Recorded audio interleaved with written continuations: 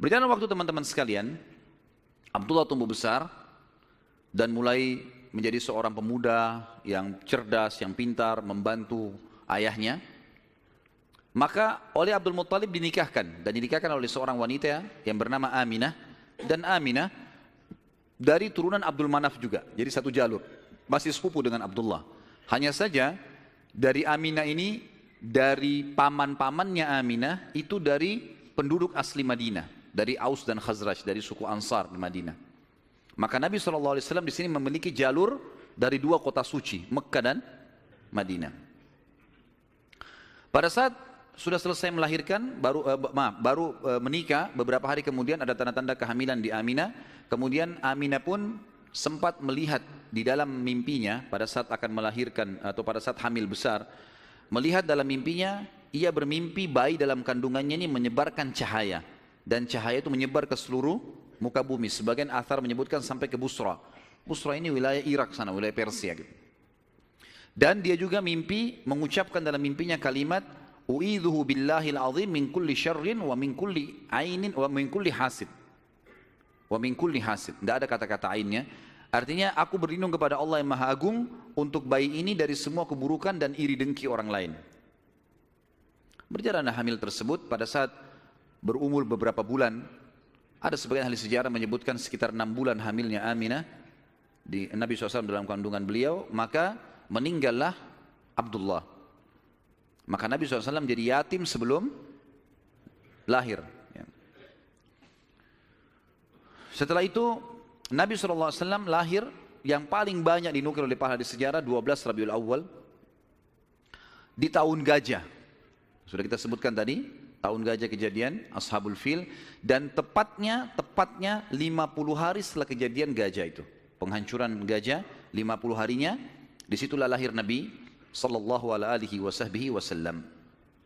Ada yang perlu kita sebutkan teman-teman sekalian, walaupun sebenarnya menyebutkan ini bukan berarti Nabi SAW membutuhkannya, tidak sama sekali. Nabi SAW jauh lebih mulia daripada tanda-tanda ini.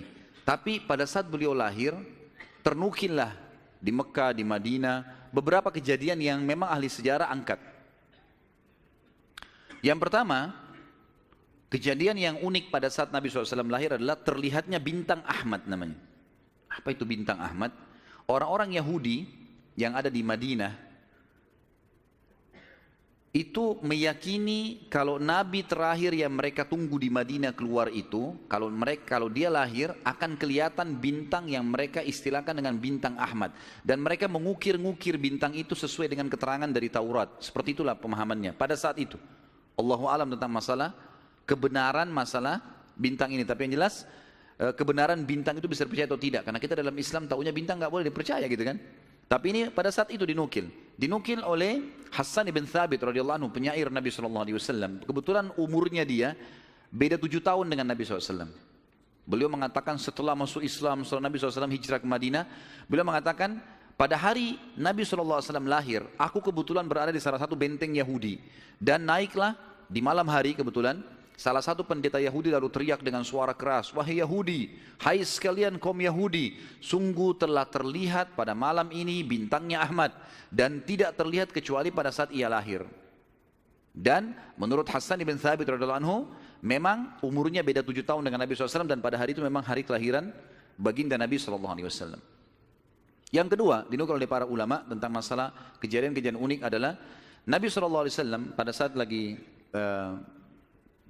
Aminah melahirkan, maka dikatakan melahirkan tanpa ada rasa kesulitan sedikit pun, jadi sangat mudah. Bahkan sebagian athar menyebutkan Aminah tidak dibantu oleh orang. Tiba-tiba Nabi SAW keluar begitu saja.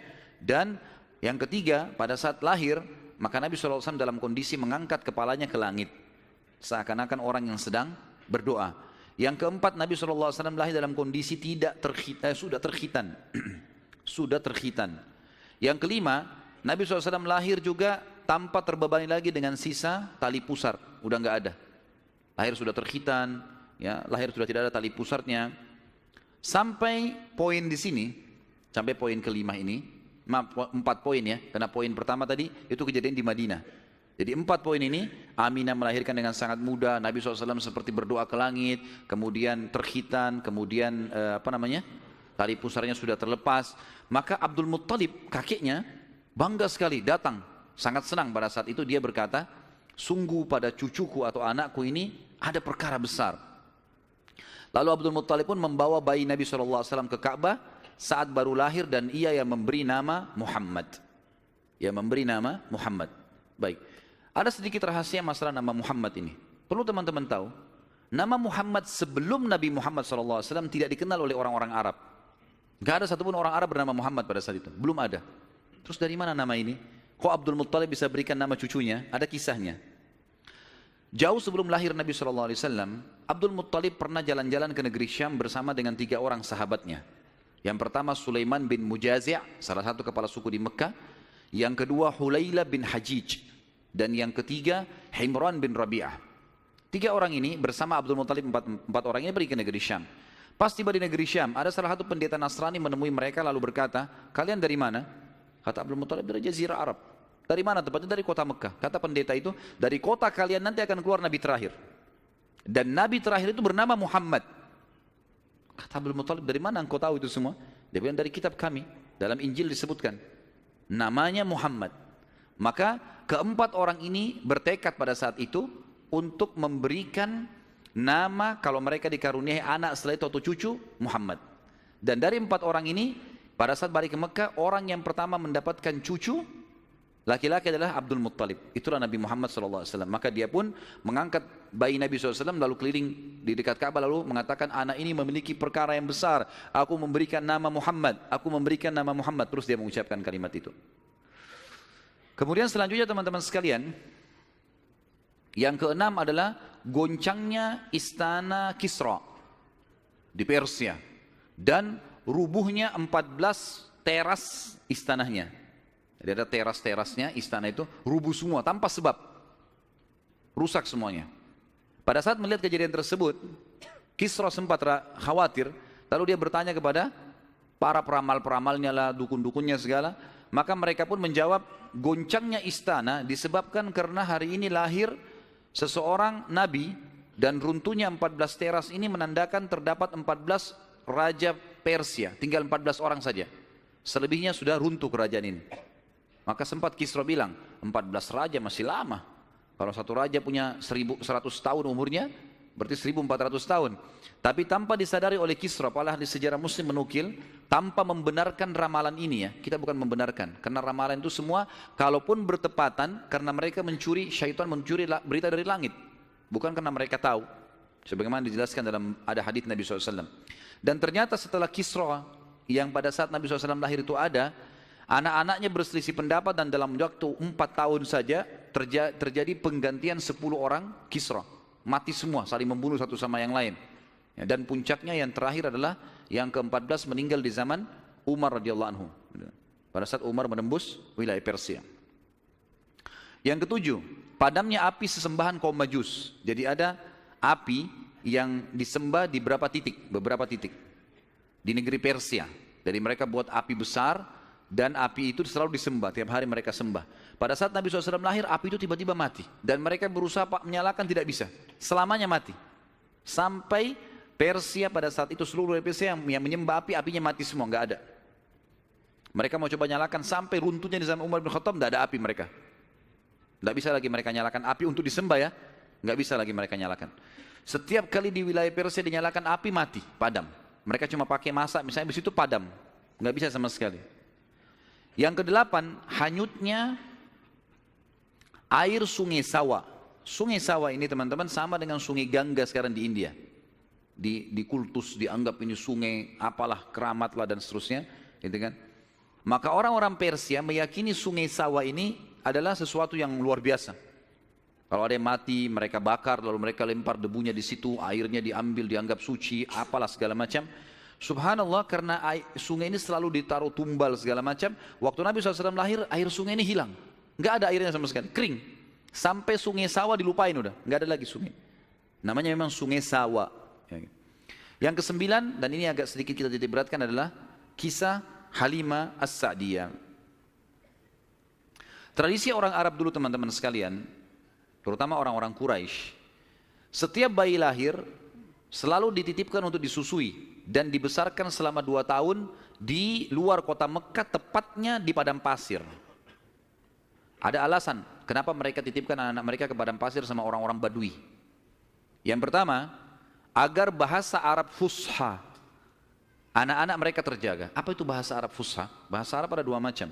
Ada bahasa Arab fusha, bahasa aslinya bahasa Arab, dan itu Al-Quran dalam bahasa fusha. Kalau kita belajar bahasa Arab di pesantren atau di kampus-kampus, bahasa Arab yang dipakai bahasa Arab fusha. Dia punya grammar, rapi. Gitu. Ada bahasa Ammiyah, yang kedua, bahasa pasar. Ini bahasanya dialeknya berbeda-beda, Mesir berbeda, Tunis berbeda, Saudi berbeda, dialek bahasa pasarnya berbeda. Ini tidak punya grammar, lebih teracak.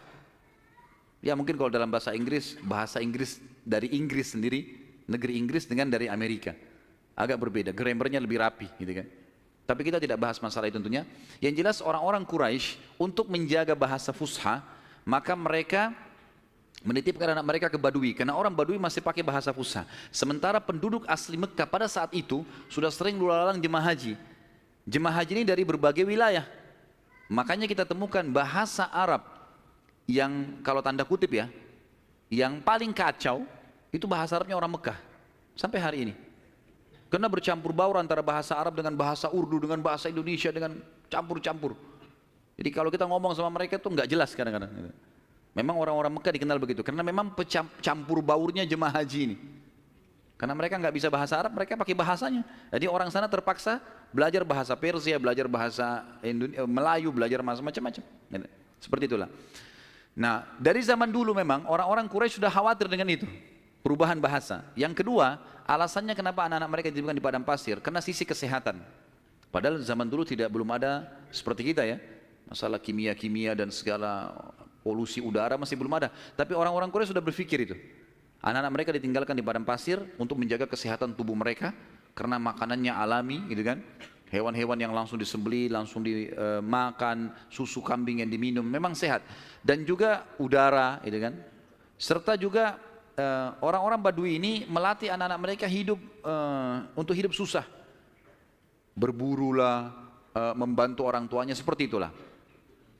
Nabi SAW pada saat lahir, secara kebetulan, wanita-wanita Badui dari suku Sa'diyah kebetulan memang terkenal suka menjual jasa susu ini. Banyak ibu-ibu mereka, wanita mereka yang baru melahirkan, air susunya banyak, mereka pun pergi ke Mekah atau ke kota-kota lain nawarin jasa. Ada yang mau nggak titipin anaknya 2 tahun, kemudian nanti bayar upah gitu. Bisa orang tuanya datang mengunjungi, nanti balik lagi. Pokoknya anak-anak ini dijamin dijaga. Dan suku Sa'di ini terkenal suku-suku orang-orang yang amanah.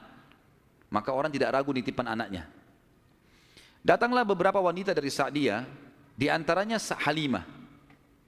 Halimah Sa'diyah ini bersama dengan suaminya bernama Harith. Mereka sama-sama rame-rame datang, dan kebetulan kehidupan Harith dan Halimah ini pas-pasan, orang miskin lah. Di rumahnya itu bangunan tua, ada seekor unta yang kurus dan ada 2 ekor jantan dan betina kambing, tapi dua-duanya juga kurus, tidak produktif lagi. Dan Halimah dan Harith punya anak banyak. Mereka akhirnya mengadu nasib pergi ke Mekah. Saat tiba di Mekah, mereka kelilinglah nawarin jasa. Biasanya kalau sudah datang wanita-wanita ini, orang-orang ibu-ibu Mekah pada datang nih tawarin anaknya dan seterusnya. Mereka keliling-keliling, semuanya menawarkan diri kepada orang-orang kaya karena akan dibayar. Dan pada saat mereka melewati Nabi SAW, mereka menolak. Karena pada saat itu mereka tahunya Nabi SAW tidak memiliki ayah. Abdullah meninggal waktu umur 6 bulan. Siapa yang mau tanggung nih? Abdul Muttalib waktu itu betul Raja Mekah, tapi Abdul Muttalib ini sibuk membiayai jemaah haji, ya, dan memang tidak bisa. Intinya orang-orang perempuan-perempuan Sa'diyah tidak mau menerima Nabi SAW. Semua bawa anak, mau pulang ke kampungnya, tinggal Halimah yang tidak dapat. Lalu suaminya bilang, si Harith, hai Halimah, coba seandainya kamu ambil anak yatim itu, siapa tahu baik buat kita. Maka Halimah pun mengatakan, baiklah, daripada kita pulang dengan tangan kosong, lebih baik kita ambil. Subhanallah, begitu Halimah pegang Nabi SAW, di situ terjadi keberkahan. Waktu datang ke Mekah, Halimah menunggangi keledainya kurus sekali dan selalu lambat di belakang, sampai teman-temannya Halimah kayak ngolok-ngolok, hai Halimah cepatlah, keledaimu melambatkan kami. Dan keledai-keledai yang lain bisa 2 orang naikin, keledai Halimah nggak bisa. Jadi Harith selalu megang saja talinya gitu. Waktu dia mengambil Nabi SAW, kejadian aneh yang pertama, yang unik. Bukan aneh, tapi unik ya. Pada saat itu adalah keledainya Halimah tiba-tiba jadi kuat. Dan pada saat Halimah naik, karena tidak bisa dikontrol, maka Harith pun naik di atasnya, di keledai ini, dan larinya kencang sekali, ninggalin teman-temannya.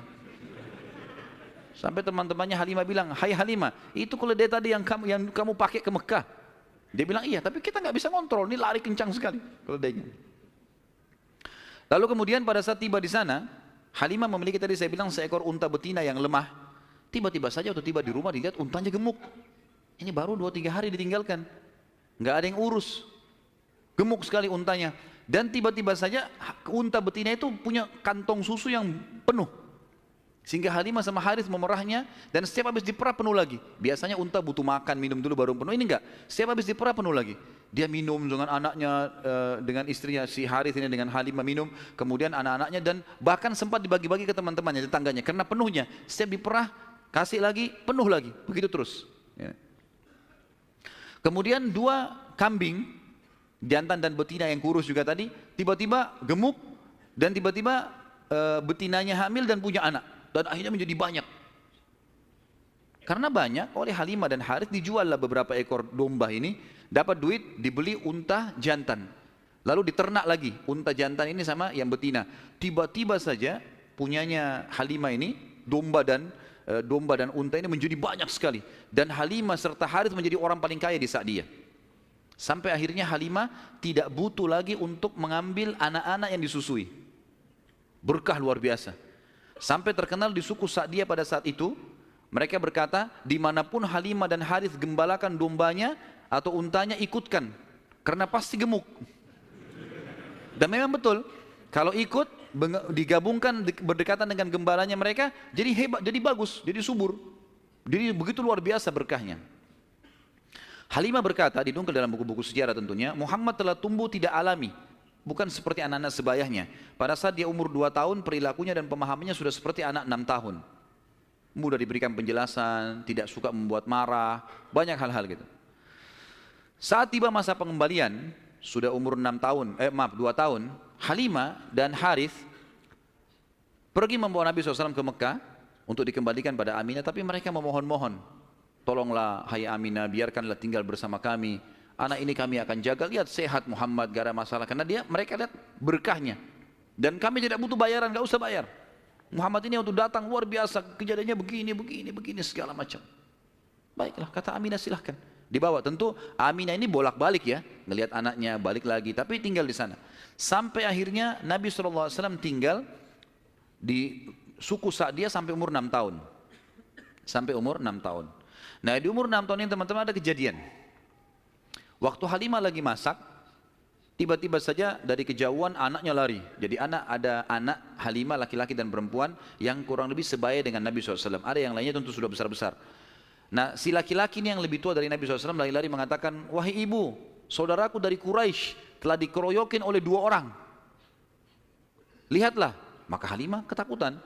Keluar dari rumahnya, minta anaknya mana, tunjukin tempatnya. Ditunjukin tempatnya, begitu dilihat ternyata Nabi SAW memang tergeletak di tanah. Lalu Halimah nanya, hai Muhammad, apa yang terjadi dengan kau? Dalam riwayat-riwayat Bukhari itu memangnya disebutkan ya, bahwasanya Nabi SAW mengatakan, ya, pada saat itu telah datang kepadaku 2 orang laki-laki yang menjatuhkanku ke tanah, kemudian membelah dadahku dan mengeluarkan sesuatu yang hitam darinya. Lalu kemudian menutupnya kembali. Nabi SAW dengan polos jawabnya. Maka Halimah pun membuka baju Nabi SAW dan menemukan memang ada bekas jahitan. Karena ketakutan, akhirnya Halimah bersama Harith membawa pulang Nabi SAW ke Mekah. Hai Aminah, ini anakmu, ini masih sehat, ya, utuh, nggak ada apa-apa, ambillah kembali. Aminah kaget, kenapa kalian kembalikan? Dulu kalian yang ngotot mau tahan, kenapa sekarang memohon supaya diambil kembali? Kenapa? Akhirnya kena terdesak, mereka bilang, ada kejadian begini dan begitu. Lalu Aminah mengatakan, apakah kalian mengira bahwasanya anakku ini diganggu oleh syaitan? Tidak mungkin. Karena pada saat aku sedang hamil, aku mimpi ada kalimat yang aku ucapkan, u'idhuhu billahil azim min kulli syarrin wa ainin hasid. Aku berlindung kepada Allah untuk bayi ini dari semua keburukan dan iri dengkinya orang lain. Tapi Halimah dan Harith sudah ketakutan, dikembalikanlah Nabi SAW di umur 6 tahun itu. Di umur 6 tahun ini dia kembali ke pangkuan, Nabi SAW kembali ke pangkuan ibunya Aminah. Tepatnya beberapa bulan setelah kembali, Aminah mengajak Nabi SAW mengunjungi paman-pamannya Aminah di Madinah. Ya, Nabi SAW umur 6 tahun sudah ke Madinah, gitu kan. Tinggal beberapa hari pada saat pulang menuju ke Mekah, tepatnya di wilayah namanya Rabwah. Rabwah sekarang masih ada wilayah itu tentunya. Mungkin kalau tidak salah sekitar 80 sampai 100 km lah dari kota Mekah. Kalau saya tidak salah tentunya. Ya. Itu Aminah sakit keras dan meninggal di tempat itu dan dikubur di situ. Lalu Nabi SAW dibawa pulang ke Mekah oleh pembantunya Aminah dan diserahkan kepada kakeknya Abdul Muttalib. Dan Abdul Muttalib ini memelihara Nabi SAW dari umur 6 tahun sampai 8 tahun, 2 tahun. Di sini Nabi SAW belajar banyak sekali dari Abdul Muttalib, belajar kepemimpinan. Karena Abdul Muttalib ini pemimpin pada saat itu. Nabi SAW selalu di mana kakeknya, di situ dia. Terutama di majlis di Darun Nadwah. Setiap kali duduk, selalu dilihat bagaimana dipecahin masalah. Dan Abdul Muttalib ini memiliki sebuah tempat duduk yang tidak boleh ada orang duduk situ, termasuk anak-anaknya. Paman-paman Nabi SAW semua tidak boleh duduk. Tapi Nabi SAW setiap hari kalau datang lebih dulu dari kakeknya, dia duduk di kursi situ. Umur 8 tahun. Setiap kali paman-pamannya usir, dia suruh pindahin karena dianggap anak kecil. Nabi SAW mengeluh sama kakeknya. Ini paman-paman saya larang saya. Maka Abdul Muttalib mengatakan, jangan larang anak ini, biarkan dia duduk di sini. Yang lain tidak boleh kecuali dia. Maka kata ahli sejarah, Nabi SAW belajar banyak sekali hal, diantaranya bagaimana dia menjadi tokoh masyarakat. Baru 6 sampai 8 tahun ya. Di umur 8 tahun meninggallah Abdul Muttalib, kakek Nabi SAW.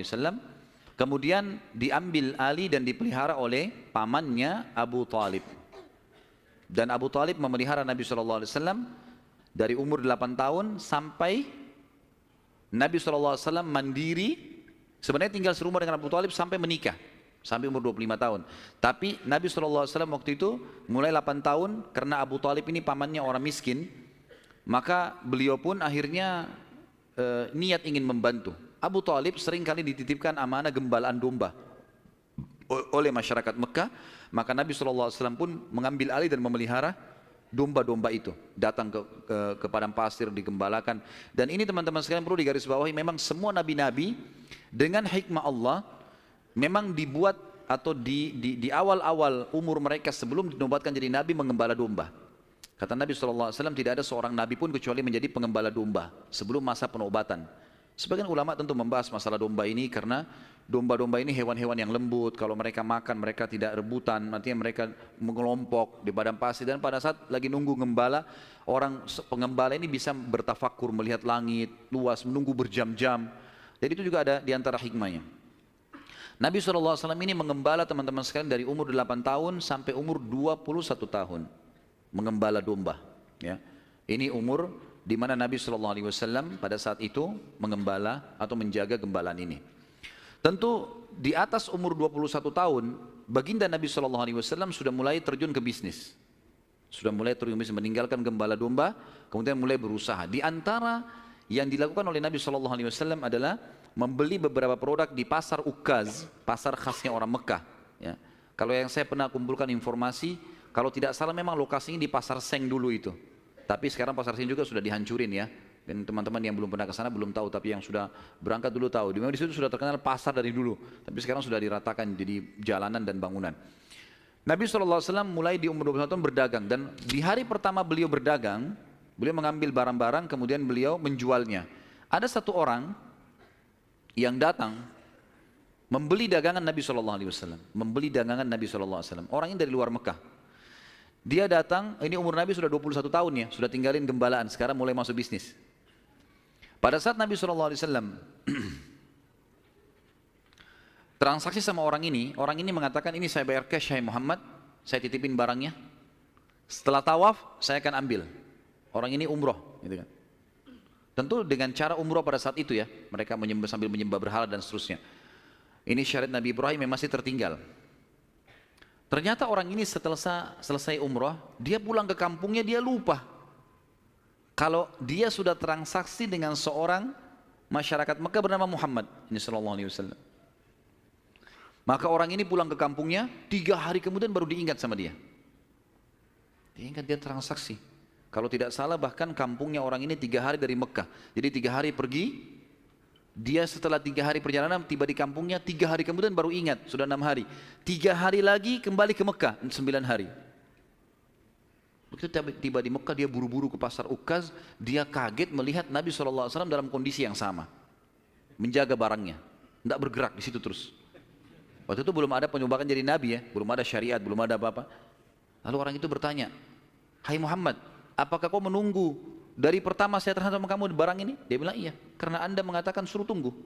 Gara-gara itu keluar julukan Muhammad Al-Amin, orang yang paling bisa terpercaya. Ternyata subhanallah, kejadian ini membuat satu Mekah tersebar, bahkan banyak di wilayah-wilayah sekitar Jazirah terkenal, ada orang di Mekah yang bisa dipercaya namanya Muhammad. Akhirnya orang-orang Mekah pada datang mengamanahkan titipan-titipannya. Dan semenjak itu Nabi SAW menjadi pedagang yang sangat sukses. Salah satu strategi dagang Nabi SAW adalah setiap orang titipin macam-macam, jadi sekian banyak orang menitip. Termasuk yang menitip sama beliau adalah Khadijah, seorang pedagang, seorang janda kaya yang memang memiliki harta. Dan Nabi SAW punya strategi dagang. Dagangnya adalah beliau mengambil uang-uang titipan orang di Mekah, lalu ditransaksikan, beli produk Mekah. Apa saja produk Mekah? Semua pedagang pada saat itu tidak terkecuali, semuanya mereka bawa emas, mereka bawa perak ke negeri Syam, baru mereka beli barang dari negeri Syam, dibawa ke Mekah baru transaksi. Jadi cuma 1 kali transaksi saja. Nabi SAW tidak. Uang itu semua dijadikan barang dari Mekah, dibeli semua barang-barang Mekah, dibawa ke negeri Syam. Barang-barang ini dijual di negeri Syam. Laku, dibelikan barang di negeri Syam, dibawa ke Mekah. Jadi double untungnya. Karena ini teman-teman sekalian, Nabi SAW menjadi pada saat itu salah satu orang terkayanya Mekah. Dan ini sekaligus membantah statement para orientalis mengatakan Muhammad, kita tentu mengatakan SAW, menikah dengan janda kaya karena dia miskin. Ini salah sekali. Karena Nabi SAW di fase dari 21 tahun sampai 25 tahun menikah dengan Khadijah itu sudah menjadi pengusaha yang sukses. Makanya beliau pada saat menikah dengan Khadijah, maharnya 20 ekor unta. 1 unta ratusan juta jumlahnya, harganya.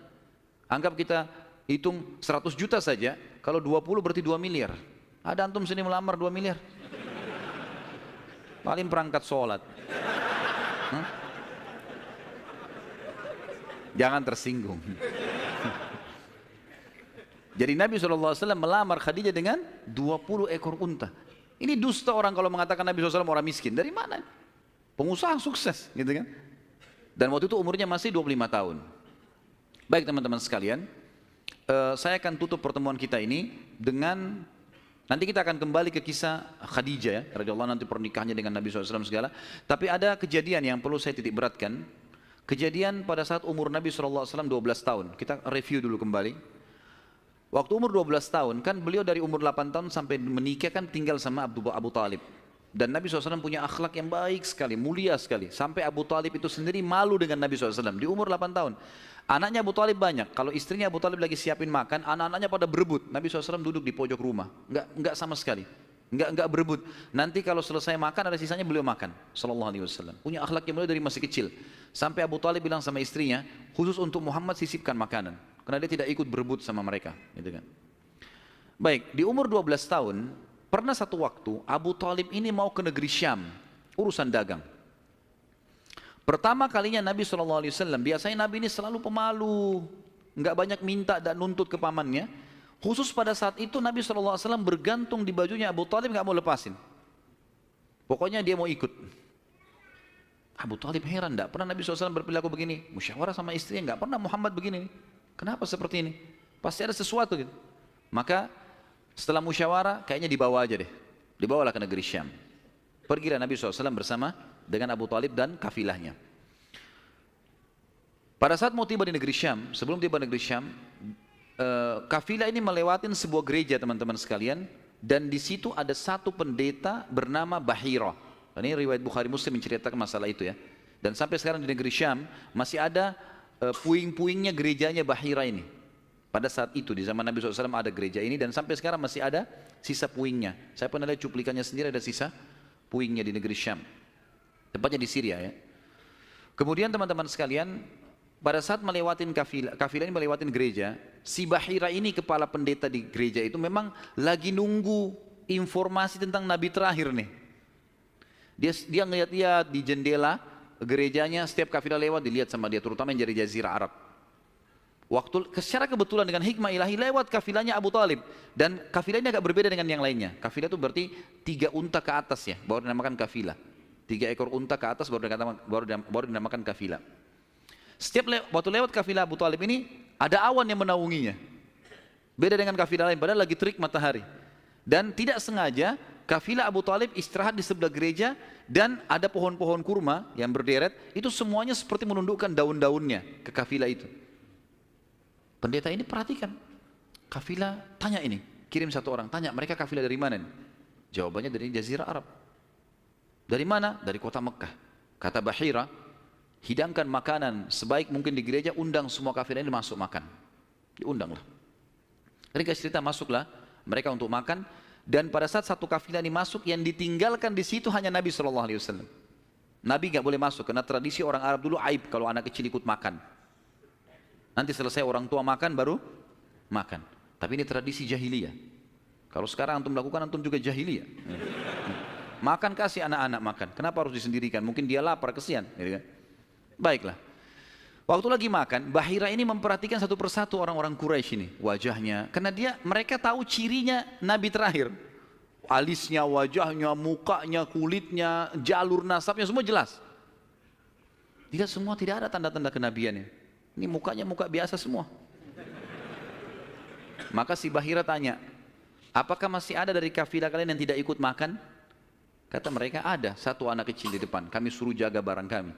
Kata Bahira, boleh saya ketemu? Oh silahkan. Mereka lagi asyik makan. Bahira keluar menemui Nabi SAW. Nabi lagi duduk di bawah pohon. Lalu Bahira memanggil dia, mengatakan, hai anak kecil, ikutlah dengan saya. Kafilahnya disuruh jaga oleh beberapa pegawainya Bahira ini.